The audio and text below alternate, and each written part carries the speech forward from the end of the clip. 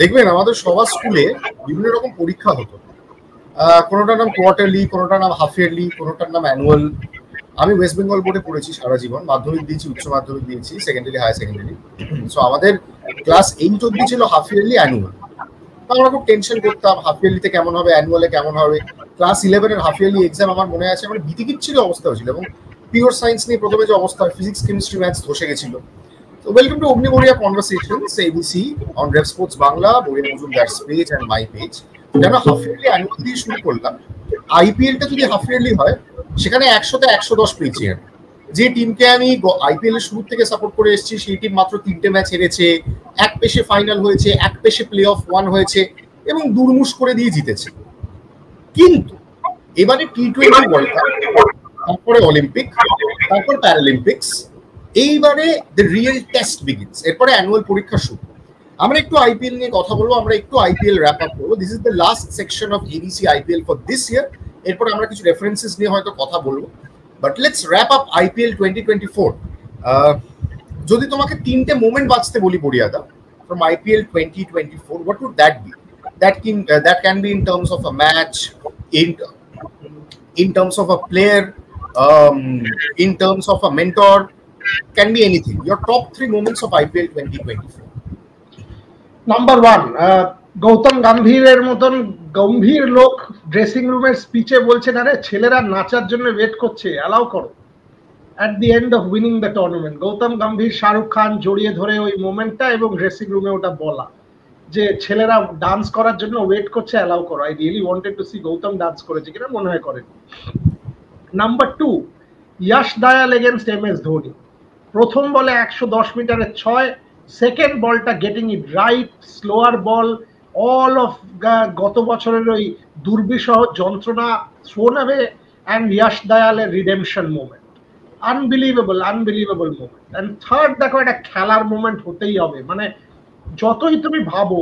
আর আমিও কালকে ভেঙ্কটেশ আইয়ারের সাথে অনেকক্ষণ গল্প করছিলাম, আজকে লিখেও ছিল স্পোর্টসে, এবং ওই বলটা নিয়ে কথা হচ্ছিল না। আসছেন যে ওই বলটা করলে কি করতে তুমি, কি স্যার আমি কেন, পৃথিবীর কোনো ব্যাটসম্যান কিছু করতে পারতো না, বড়জন maximum. And he kept saying, by the way Venkatesh Iyer বিয়ে করছেন, so all the very best to him. ওই যে ওই বলটা যে, এবং উনি বললেন ম্যাক্সিমাম আমি এজ করতে পারতাম, স্লিপে ক্যাচ হতো। সো মিচেল স্টার্কের ওই ডেলিভারিটা, এটা একটা স্বপ্নের delivery. So every time you watch যে স্কিল কোন লেভেলে, ফাইনালে অপোনেন্টের ওয়ান অফ ইউর মেজর ব্যাটারকে ওই বলে আউট করছেন, তার একটা আলাদাই তাৎপর্য আছে। সো সেইটা is my third moment. So Gautam Gambhir, Yash Dayal এবং মিচেল স্টার্ক।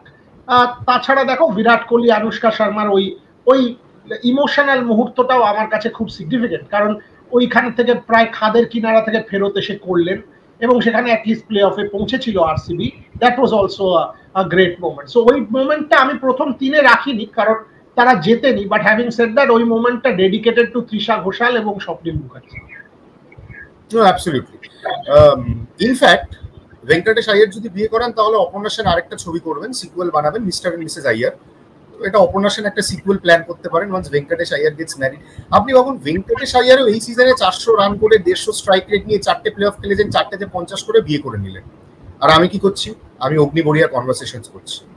আমার এখন সংসার বলতে রেভ স্পোর্টস, আমার এখন মানে না সকাল single, but I am committed to Rev Sports, I am committed to Rev Sports Bangla. এবং ইনফ্যাক্ট মানে আমি নিজের ইম্পর্টেন্স বোঝাতে আজকাল স্ট্রিমইয়ার্ডে যখন আমরা লাইভ জয়েন করি, আমি নিচে লিখি head of content Rev Sports Bangla. কারণ মানে আমার বাড়িতে কেউ বিশ্বাসই করতে চায় না যে এরকম তুই একই কাজ করছিস, ফেসবুক লাইভ ভিডিও। তাদেরকে আমি বলে বোঝাতে পারি না যে আমার একটা পোশাকি নাম আছে, ডেজিগনেশন আছে। আমি জাস্ট প্লে অফ শেষ হওয়ার পর বুড়ি মজুমদারের সঙ্গে এবং এটাও যে আমি একটা প্ল্যাটফর্মকে নতুন থেকে জন্ম দিয়ে বিল্ড করছি, আমি এটাকে অন্য মাত্রা দেওয়ার চেষ্টা করছি। আমি বিভিন্ন স্পোর্ট করছি, মাল্টিপল স্পোর্ট করছি, স্পোর্টস ইকোসিস্টেমে পরিবর্তন আনার চেষ্টা করছি, এটা সিরিয়াস জিনিস করছি এবং অ্যাকচুয়ালি করছি। আমরা সবাই মিলে সেই প্রচেষ্টাটায় আছি। You are leading it for Rev Sports Bangla from the content side. So কোনো সন্দেহ নেই, মানে আগে তুমি যেটা করতে তার থেকে অনেকটাই সরে এসে এখন অন্য ধরনের কাজ করছো, ইনোভেট করছো। প্লাস আমি দেখি তোমার থিয়েটার এবং তোমার ওই সানডে সাসপেন্সের কাজ। So you are doing well, না এবার এইখানে একটা গল্প আছে, সেটা হচ্ছে আমি তো জিজির থেকে এবার প্রচন্ড ইন্সপিরেশন নিয়েছি। মানে একটা টিম রেডি ছিল গত 4-5 বছর কিছু করতে পারেনি, এই মানে this is wire Michelin star chef comes in. এইখানে এসে এমন করে তিনি রান্নাটা করেছেন, ইনগ্রেডিয়েন্টস হাতের কাছেই ছিল। নারিনকে ওপেন করতে পাঠিয়েছেন, রাসেলকে কনফিডেন্স দিয়েছেন, ওই ফিটনেস, রঘুবংশীকে খেলিয়ে দিয়েছেন, হর্ষিত রানা বৈভব বড়োটাকে দিয়ে কনসিস্টেন্টলি বোলিং করিয়ে গেছেন, নীতিশ রানাকে কনফিডেন্স দিয়ে গেছেন, রেডি থাকো রেডি থাকো রেডি থাকো। ক্রাঞ্চ ম্যাচে নীতিশ রানা ম্যাচ বের করে দিয়ে চলে গেছেন, একটা ম্যাচে 57 for 5 মনীষ পান্ডে ইম্প্যাক্ট 41 করে দিয়ে চলে গেলেন, potentially match winning innings. Mumbai সেই ম্যাচে low scoring 169 all out, Mitchell Starc ball হাতে 3-4 উইকেট নিয়ে বেরিয়ে গেলেন। কিন্তু বলি না, আমাকে যদি একটা মোমেন্ট বাঁচতে হয় আইপিএল এ, আমার মনে হয় মানে যেটা তুমি বারবারই বলো, it's the fans who make or break the game, right? মানে দর্শক ছাড়া আমরা নেই, এবং এই যে স্পোর্টস সামগ্রিক, এই যে স্পোর্টিং ইকোসিস্টেমটা, the audience, the spectators are a major part of it. So আমার ব্যক্তিগতভাবে মনে হয় এই যে আমি অনেকগুলো মোমেন্ট আছে, আমি একত্রিত করে বলি, এই যে থালা প্রত্যেকবার ব্যাট করতে আসার সময় এবং উন্মাদনা, বিরাট কোহলি ফিল্ডিং এর সময় ইলেকট্রিক স্পিডে ছুটছেন এদিকে ওদিকে, সেই দর্শকদের মধ্যে উন্মাদনা, বিশেষ করে দ্যাট মোমেন্ট যেখানে রবীন্দ্র জাডেজাকে পাঠিয়ে এমএস চুক্তি দিয়েছিলেন, জাডেজা মাঠে নামতে গিয়ে আবার ফেরত চলে গেলেন, তারপর দ্য ক্রাউড ইরাপ্টেড কারণ MS Dhoni walked on to the field. These are legendary stories, these are folklores. Now let's come to the real business. Boria Majumdar এটা বহুদিন ধরে জানেন, উনি কেন রেড স্পোর্টস বাংলায় বলছেন না আমি জানি না। উনি খালি রাহুল দ্রাবিড়ের মতন হেড কোচের মতন ডিফেন্স করে যাচ্ছেন। বলে দাও না Gautam Gambhir next head coach হচ্ছে, হয়ে তো গেছে বিসিসিআই এর সঙ্গে, ইটস ডাউন। তো বলে দাও, তুমি তো জানো পুরোটাই, তুমি 1 মাস আগে থেকে জানো, বলে দাও। 1 মাস আগে না, আমি 15ই মে লিখেছিলাম, বাট ওই মানে দেখো যতক্ষণ না হয় ততক্ষণ হয় না। There is a difference between the cup and league. হবার চান্স প্রচুর বেশি। এবং আমি গতকাল একটি রিপোর্টটা বিকেলে এসেছিল ক্রিকবাজে, তার আগে সকালেই আমাদের রেড স্পোর্টস হিন্দির লাইভে বলে দিয়েছিলাম যে 2জন আইপিএল ওনার, ক্রিকবাজ 1জন আইপিএল ওনারের কথা বলেছিল, তুমি যদি গিয়ে শোনো, আমি বলেছিলাম 2জন আইপিএল ওনার আমায় কনফার্ম করেছিলেন যে it's a done deal. But ওই আইপিএল ওনার কনফার্ম করা আর বিসিসিআই ফর্মালি বলা বা গৌতম ফর্মালি বলার মধ্যে একটা তফাৎ আছে। And as journalist there is always that element যে আমরা কমিট করে দেবো কি স্টোরিটাতে, কমিট করে দেওয়ার জন্য you need it from the horse's mouth. আমি আবারও বলছি, মানে ম্যাসিভ সম্ভাবনা, দের ইজ নো কোয়েশ্চেন। গৌতমের আশেপাশে কোনো ক্যান্ডিডেট আমি অন্তত এক্ষুনি দেখতে পাচ্ছি না, সেটাও ঠিক, but is it 100% done till it's done? No. So সেই জায়গাটা থেকে দেখো, যতক্ষণ না ফর্মাল অ্যানাউন্সমেন্টটা হয়, আমাদের কাজ হলো খবরটা যেভাবে তৈরি হয়েছে, যেখানে আমরা জানি সেটা দেয়া।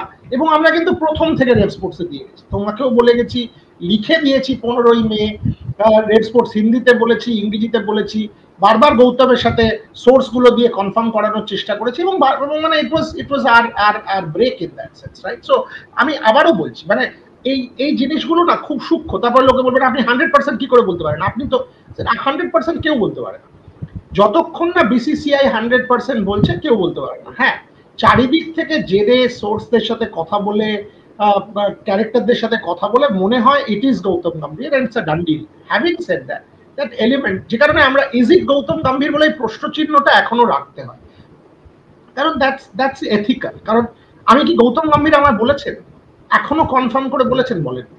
বিসিসিআই থেকে আমরা ফর্মালি কিছু পেয়েছি? পাই। সো ওই সাংবাদিকতার এথিকটা এখনো রাখতে হবে, রেখে বাট মানে তুমি যেটা বারবার বলছো, কোনো কম্পিটিটর আমি এখনো দেখছি না। যদি কেউ এসে যায় খুব সারপ্রাইজিং হবে। আমি বরং একটা অন্য কথা বলি বুড়িয়া দা, কম্পিটিটর আমি দেখছি in terms of Shahrukh Khan, মানে competitor not in the sense আর কি। হ্যাঁ, মানে মান্নাতে গিয়ে এই যে দীর্ঘ মিটিং, এবং এসআর কে সঞ্জীব গোয়েঙ্কা দুজনেই ইনভলভ ছিলেন সেই মিটিং এ, সেই মান্নাতে গিয়ে এত বড় একটা মিটিং, সঞ্জীব গোয়েঙ্কার সঙ্গে মিটিং, তো কি মনে হয়? মানে এটা আগেকার, মানে সো সঞ্জীব গোয়েঙ্কার সাথে কোনো মিটিং না। সো এই যে কথাটা, মান্নাতের মিটিংটা was after last year season when he was leaving Lucknow and going to KKR. So তখন সঞ্জীবকে উনি জানান এই ঘটনাটা, এবং তারপরে ওদের মধ্যে এখনো অত্যন্ত অ্যামিকেবল সম্পর্ক। I want to clarify. But এবারে মিটিংটা দুপ্রস্থ। Sanjiv is not involve. By the way, Sanjiv Goenka এখন লন্ডনে আছেন, আইপিএল এর পরেই চলে গিয়েছিলেন, আমার সাথে মাঝখানে একদিন কথাও হয়েছিল। So Sanjeev is not involve. এবারের মিটিং এ শাহরুখ খান অ্যাবসলিউটলি, কারণ শাহরুখ খানের ফ্র্যাঞ্চাইজটা গৌতম চালান, এবং সেখানে শাহরুখ খানের সাথে তার সম্পর্কটা অন্য মাত্রা, আলাদা একটা ডেপথ আছে সম্পর্কে। শাহরুখ খান ইনভলভ, এবং ওইখানেই এখন ওই 100%-এর গল্পটা এসে যায়। আরেকটা অবভিয়াসলি বিসিসিআই এবং প্রধানত জয় শাহ, যে জয় শাহর সাথে কি কি কথাবার্তা, শাহরুখ খানের সাথে কি কথাবার্তা, দেশের জন্য করাটা ইজ দ্য মূল মন্ত্র, যেটা আমি বারবার বলি অ্যাবাউট গৌতমকে গিয়ে তুমি জিজ্ঞেস করো ক্রিকেটার ভার্সেস আর্মি, ও বলবে ক্রিকেটারের কোনো জায়গা নেই। And that's the জাতীয়তাবাদী Gautam, the nationalist Gautam that comes to the fore, যে কারণে উনি এই চাকরিটা করবেন, পয়সার জন্য করবেন না। গৌতম গম্ভীরের ওই এক্সট্রা কয়েক কোটি টাকার দরকার নেই, সত্যি দরকার নেই। বড়লোকের ছেলে, নিজে প্রচুর পয়সা করেছেন জীবনে, কামিয়েছেন, এখনো রোজগার করেন টপ ডলার। সো গৌতমের ওই পয়সার জন্য এক্সট্রা কয়েক কোটি টাকা পাবো কিনা, ফ্র্যাঞ্চাইজ ক্রিকেটে গিয়ে কোচিং করবো, সব দরকার নেই। মেম্বার অফ পার্লামেন্ট, হয়তো একটা সময় বিজেপির পলিটিক্যাল ফেস ইন দিল্লিও হয়ে যেতে পারতেন। So he has had a very good career in that sense, right? So দুটো পোল, শাহরুখ খান, জয় শাহ স্ল্যাশ বিসিসিআই, তাদের সাথে কথা বলে সিদ্ধান্তটা হবে। আমারও মনে হয় পাঠান জওয়ানের পরে শাহরুখ যে ইমেজটা অফ আ ন্যাশনালিস্ট হিরো, সেখানেও গৌতম গম্ভীরকে ছেড়ে দেওয়া to do Indian duty fit করে। সো শাহরুখ বারণ করবেন বলে আমার মনে হয়।